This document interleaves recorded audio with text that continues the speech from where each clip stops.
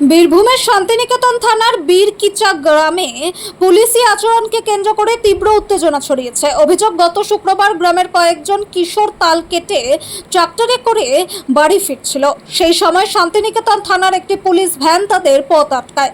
গ্রামবাসীদের দাবি, থানার এক পুলিশ কর্মী আচমকাই শিশু কিশোরদের মারধর শুরু করেন। অভিযোগ, তাদের হাত থেকে মোবাইল ফোন কেড়ে নেওয়া হয় এবং অকথ্য ভাষায় গালিগালাজও করা হয়। প্রতিবাদ জানালে ওই পুলিশ কর্মী হুমকির সুরে কথা বলেন বলেও অভিযোগ স্থানীয়দের। ঘটনার পর ক্ষোভ আরও বাড়ে ট্রাক্টর বাজেয়াপ্ত করা নিয়ে। গ্রামের বাসিন্দা অর্ণব চক্রবর্তীর অভিযোগ, পুলিশ ট্রাক্টরটি থানায় নিয়ে যাওয়ার সময় তাতে প্রচুর তাল ছিল, কিন্তু পরে দেখা যায় ট্রাক্টরে আর তাল নেই, তার পরিবর্তে বালি ভর্তি রয়েছে। এই ঘটনাকে কেন্দ্র করে গ্রামবাসীদের মধ্যে তীব্র ক্ষোভ ছড়িয়ে পড়ে। সোমবার সকালে বীরকিচা গ্রামের বহু বাসিন্দা শান্তিনিকেতন থানার সামনে জড়ো হয়ে বিক্ষোভ দেখান। তাদের দাবি, অভিযুক্ত পুলিশ কর্মীর শাস্তি দিতে হবে এবং গোটা ঘটনার নিরপেক্ষ তদন্ত করতে হবে। বিক্ষোভের জেরে কিছু সময় থানা চত্বরে উত্তেজনা তৈরি হয়। ঘটনাকে কেন্দ্র করে এলাকায় চাঞ্চল্য ছড়িয়েছে। গত শুক্রবার বীরকিচা গ্রামে 10-12 জন মতো ছেলে একটি ট্রাক্টর নিয়ে তাল কাটতে গেছিল। তারা যখন তাল কেটে তাল ভর্তি গাড়ি নিয়ে গ্রামের ভিতরে ঢোকে, হঠাৎ একটি পুলিশের গাড়ি যায় ওখানে। সেখানে অফিসার ছিলেন শামীমবাবু।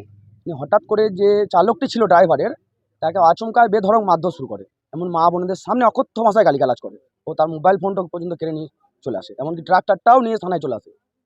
যখন ট্রাক্টরটা নিয়ে আসে থানায়, তখন পুরো তাল ভর্তি ট্রাক্টর ছিল।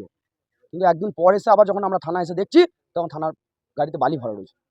কীভাবে বালি ঢুকলো, শামীমবাবুকে জবাব দিতে হবে। আমরা অবিলম্বে ওনার সাসপেন্ড চাইছি। কিভাবে হলো এই ঘটনাটা? আপনারা কি জারি করে দেখেছেন? না জায়গা কারা রেখেছে বালি? না, সেগুলো কী করে দেখতে পাবো? থানা তো সিসিটিভি ক্যামেরা আছে। যখন গাড়িটা থানায় ঢোকে তখন তো তাল ভর্তি গাড়ি ছিল। সিসিটিভি ক্যামেরা চেক করলেই বোঝা যাবে যে কীভাবে বালি ঢুকলো, কার নেতৃত্বে বালি ঢুকলো, কে বালি ঢোকালো। কি মনে হচ্ছে আপনাদের? আমার তো মনে হচ্ছে পুরো এটা যোগ সাজস করে করা হয়েছে। ঠিক আছে, শামীমবাবু এখনও পর্যন্ত তৃণমূলের কিছু নেতাদের কথায় ওঠা বসা করছেন। এখনও তাদের কথা আমি জানি, শুনছি তাদের সঙ্গে বসে আড্ডাও মারছেন। রাত্রে গিয়ে তাদের সঙ্গে বসছেন, থাকছেন, খাচ্ছেন, শুচ্ছেন, এমনকি এরকম রিপোর্ট আছে আমাদের কাছে। কি চাইছেন তাহলে? আমরা চাইছি ওনার সাসপেন্ড, ইমিডিয়েটলি সাসপেন্ড চাই। আপনার নাম? আমার নাম অর্ণব চক্রবর্তী। পরিচয় অর্ণব চক্রবর্তী, আমি গ্রামবাসীর তরফ থেকে এসেছি।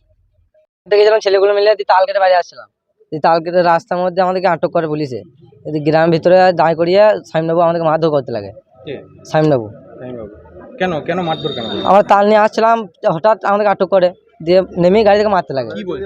ও বলছে, তোরা বালি বইছিলি, বলছে আমরা বুঝি না কিছু, তোরা এই ট্রাক্টর নিয়ে তাল কাটতে গেছিলি। আর আমরা 40 কানির মতো তাল ছিল গাড়িতে। মুখ খারাপ করে গাল দিছিল। কি বলছিল? ও মা তুলিয়ে গেছে, গাল দিছিল।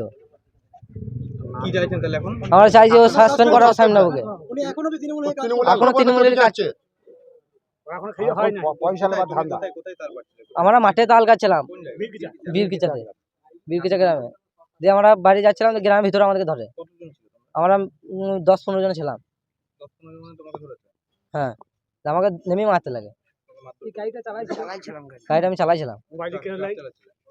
তাও বেশি বড় বড় ছেলে ছিল না, 8-9 বছর ছেলে ছিল সব। মোবাইলটা কেড়ে নিয়েছে। আমার মোবাইল লেগে চাইতে যায়, বলছে যা করে লাগা, মোবাইল পাবি না, তুই কেস করতে পারিস, ডায়েরিও করতে পারিস। উনি পুলিশের তো কাজ করছেন, উনি গুন্ডাগর্দি করছেন। কোথায় বাড়ি? আমার বীরকিচা বাড়ি, চন্দন থান্দার। কি চাইছো তুমি তাহলে? আমি চাইছি শাস্তি চাই শামীমবাবুর।